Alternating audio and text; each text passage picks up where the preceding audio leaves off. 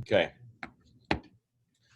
Um, Obviously excited to get a big win on the road this past weekend out in South Florida. Very pleased with our preparations last week. Very pleased.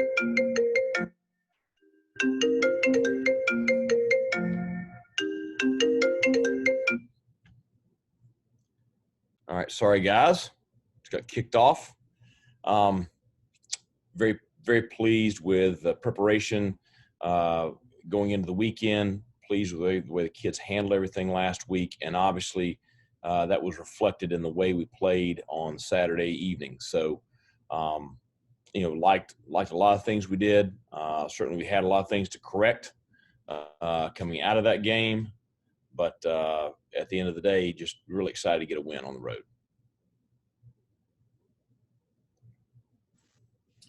Coach, can you talk about how your improving running game can do a lot for you this week, pay some dividends against a team like Navy where you have to try to consume a little bit of clock? Well, I mean, it was within our offense. We want to be able to do both. We want to be balanced, and certainly the ability to run the football enabled us to throw the ball well Saturday. I think our offensive line is the biggest reason for the improvement in both our passing game and our running game.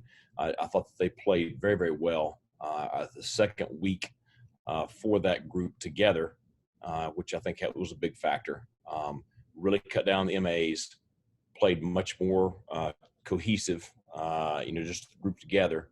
And, so that resulted in, being able to run the football effectively. Obviously, being able to be productive offensively is going to be an important factor in this week's game. We struggled last year up there in Annapolis. And so hopefully we can get off to a much better start and be much more effective this year.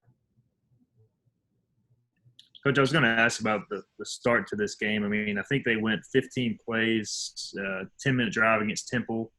How important is that first few drives? And last year they really jumped on you guys and kind of withstand that early start.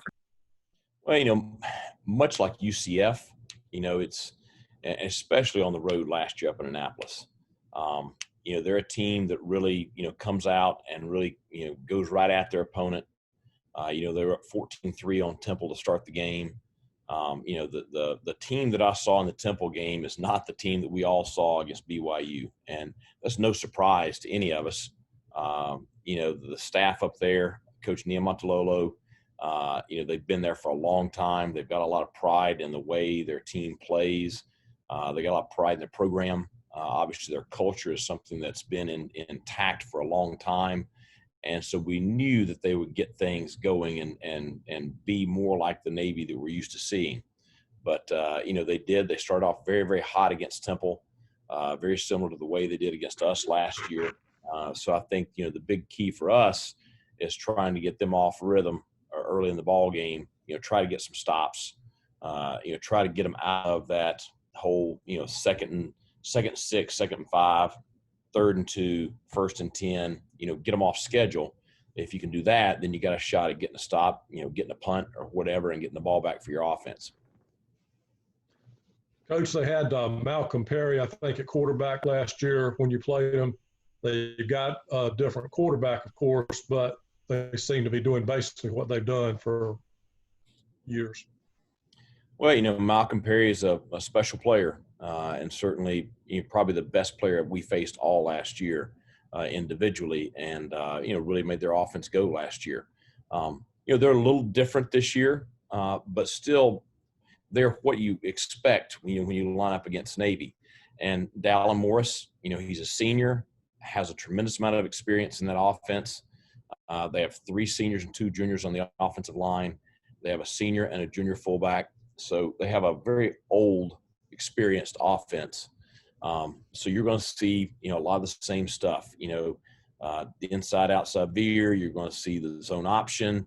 You're going to see the belly. You're going to see the toss play. You're going to see the double option. You're going to see the play-action passes. You're going to see the base dives. You're going to see all the things that, that you encounter anytime you line up against this offense. When you look at this matchup as well in the league as a whole, I mean, Navy's 2-0 in the league, and you are trying to get to 2-1. Is this kind of a next step with the program, like taking the South Florida win, but then the next game is one that's going to impact the standings and building on that, for both teams and for y'all specifically? I mean, I think the key thing for us is the next game, and I know that's some people say, well, it's very cliche-ish of me to say as a coach, but it is. I mean, it's the only one we can control. Do we want to get a win this weekend? Absolutely. Do we want to get to 2-1 in the league standings? Absolutely. But you can't do anything about last week's game. That's over and done with. You can't do anything about any other game other than this game this week. So this is a huge game for us. It's the one we can control this week, and it's the one that we've got to prepare for. As we build the program, we've got to keep that mindset week to week, and then we'll reflect on kind of postseason where all these wins and losses, where they fall. Coach, Jaquan McMillan didn't play in the first half. Was that health related? And then also Bivens and Hatfield, can you just give us an update on their status as well? Jaquan, being a little cautious with him, he probably could have played more in the first half. Really at halftime, got him running around there before the second half started, and he really felt good. So we let him go there in the second half, and probably we were being more cautious than anything there in the first half with him. But he's recovered from his bumps and bruises well. And so, we have him back. Josiah Hatfield continues to progress.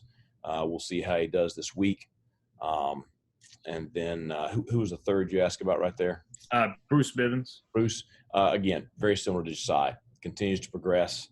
We'll see how he does in practice this week, and anticipating possibly having both of them on Saturday. Coach, looking back at the UCF game, or South Florida game rather, it seems like their defense really didn't respect Holton's ability to get outside of the pocket and run with the ball while passing. They just didn't respect his ability to kind of create on the fly. Is that something y'all saw going into the game, or is that something that just kind of developed? Well, I mean, I think probably it developed more than what we saw going into the game. Certainly, we plan each week for Holton's mobility. It's a big part of our offense, whether it's designed, RPO, quarterback zone read kind of stuff, or if it is, the scramble kind of stuff where we really work a lot with our receivers of, how to operate within the scramble drill. We had a big mistake in the scramble drill against Georgia State that ended up in a turnover. So we spent a good bit of time last week just making sure everybody was on the same page. We protected Holton much better. And so I do think when we had those situations where he was scrambling, it was not early in the play. It was a little bit later in the play usually. It wasn't a deal where he was under so much pressure that he couldn't, keep his eyes downfield to make a couple of throws. And we got a couple of throws off that. The quarterback run game, most of that stuff came off of them overplaying the dive portion of a zone read deal. Coach, I remember the last home game, the first home game, it was the build up to that, and you'd had some pauses, and that was kind of where you were at. Where are you at now? You think, you played a couple road games, 3 in a row. What have you learned through all this? I mean, just kind of navigating week to week through the season, and compared to that first home game, it seems kind of so long ago at this point. I don't know. 2020 is different than anything I've ever experienced. I don't know that you can, you say, what have you learned? I've learned to expect anything. Absolutely nothing surprises you. Anything on any given day could pop up, and you've got to be able to handle it and continue to move forward. And that's really what I've learned, is you can't control the vast majority of the things that you're dealing with. And just a quick follow-up on that, the fans this week, first game, home game to this one, you go from a few hundred to a few thousand. Will that make a big difference? Can you feed off that energy? Sure. What do you think about, having some actual real fans this time? I think it's just going to be good to have more of the Pirate faithful in the stands. The last couple of games in Georgia and in Florida, and, those are two pretty hotbed states right now with the pandemic. We were able to experience, though, in those states, crowds at the games. So it's good that we're going to be able to experience that here at home in Greenville. It's still only going to be 3,500 fans or so, but at least it's 3,500 fans, and it's going to be people that are passionate about the Pirates. So I look forward to having them in the stands Saturday. How did the victory dinner go? Fantastic. The steak was perfect, the shrimp was solid, and the peanut butter pie was on point. The kids really enjoyed it. Coach, can you talk about what your keys to victory are this week overall when you look at a team like Navy that consumes a lot of clock and runs the football an awful lot? What's your keys this week? Well, I think, offensively for us, we got to maximize possessions. You're going to have limited possessions playing a triple option football team. So, we've got to make the most of each one. Does that mean we have to score on every possession? No, not necessarily, but we got to limit the number of 3 and outs. We got to try to take advantage of any positive field position when we get it. And we do that by just continuing to build on what we did last week. Last week, no turnovers, very few penalties, much improved execution, strong running game, did a good job with protection in the passing game. And, as a result, we were very productive offensively. So I think continuing to build on last week offensively is going to be important this week. Defensively, you hear coaches say stop the run. That's not realistic with a triple option football team. You're not going to stop it because what they do, you need to limit the big plays. You need to play, assignment sound. I think we've got to be extremely aggressive with how we attack their offense because they're going to be extremely aggressive. So we got to match their physicality and try to win that battle.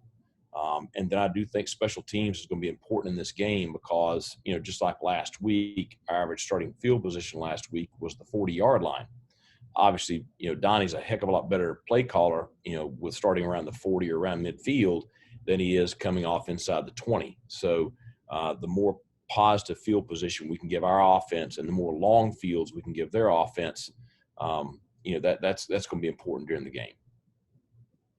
Going on the offensive line, the last game, I think back of that first drive, Keaton Mitchell, had some runs to kind of get things going. And first quarter, he hit some big plays. Was that key for the offensive line, just confidence-wise, to get some positive momentum? How important do you think it was for that group, especially early?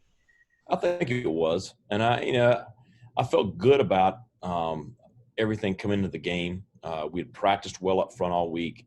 Like I said many times on multiple interviews since Saturday night, I felt good about our team the last 48 hours of our preparation. So I felt like we were going to come out and do that. But still, coming out and doing it is really key because, our preparations have not been bad this year, but we've really struggled to show consistency on game day. And I think that just, that success early in the ball game gave a lot of guys that are very young in their playing career some confidence. And that confidence allows them to continue to have confidence in their play moving forward in the ball game. So I do think those first couple of drives, getting scores, each of the first 2 drives was important. I think getting the 4th and 2 from the 2 to score there on the second drive was important. And those things just built the confidence of the players on the field. Coach, in a normal year, I know when you face a triple option, you kind of sprinkle in practice time here or there to prepare for it. Were you guys able to do that even with no spring football and just go in a few pauses in the preseason? Were you still able to get the amount of work you wanted to? Not the amount of work we wanted to, but we were still able to get some work in. We've been preparing for this game staff-wise since Coach Carroll was hired, and certainly a background and a philosophy against the triple option was a big part of the hiring process of our new defensive coordinator. So we spent a good bit of time staff-wise. We have spent time with our players during preseason camp and also, throughout the season thus far. A big part of it has been, after practice on Sundays, we've kept the offensive scout team out there on the field and ran Navy plays after practice to make sure that they were prepared for this week. And I thought we looked pretty good on Sunday night as far as, you can never replicate what they do.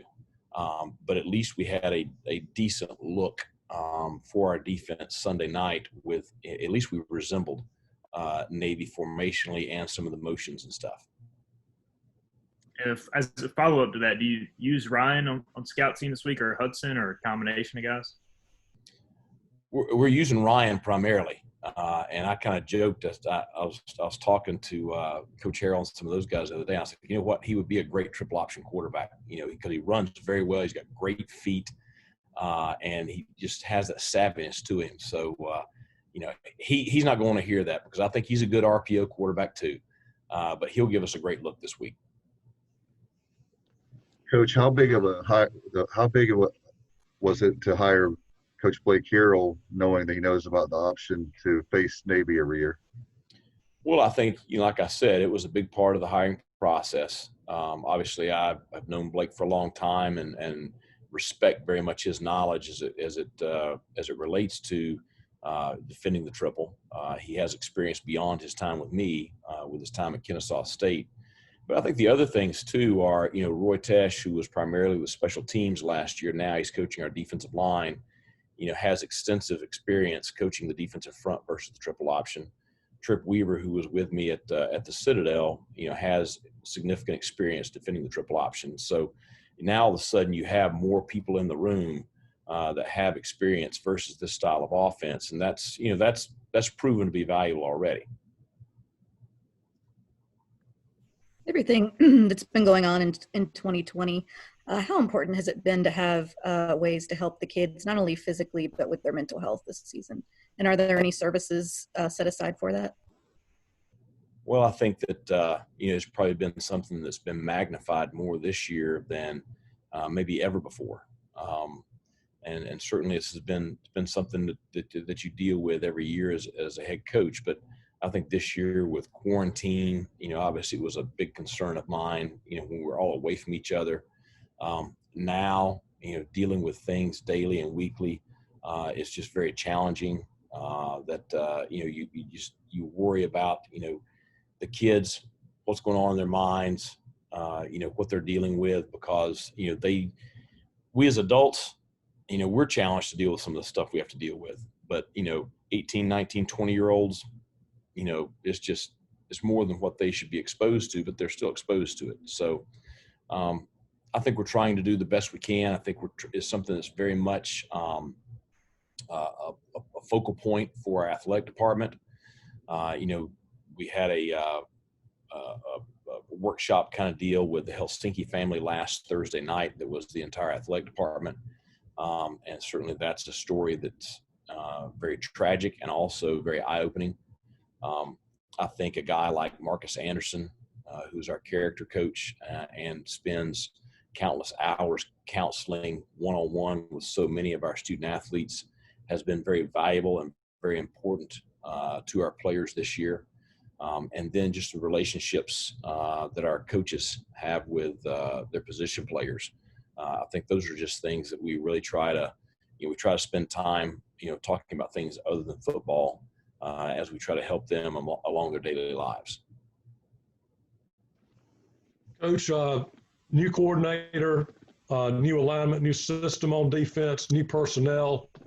How much better do you feel about matching up with Navy in terms of what they present? I don't know if I'll ever feel good about matching up with Navy. It's just, they're so good at what they do. They're so difficult to defend.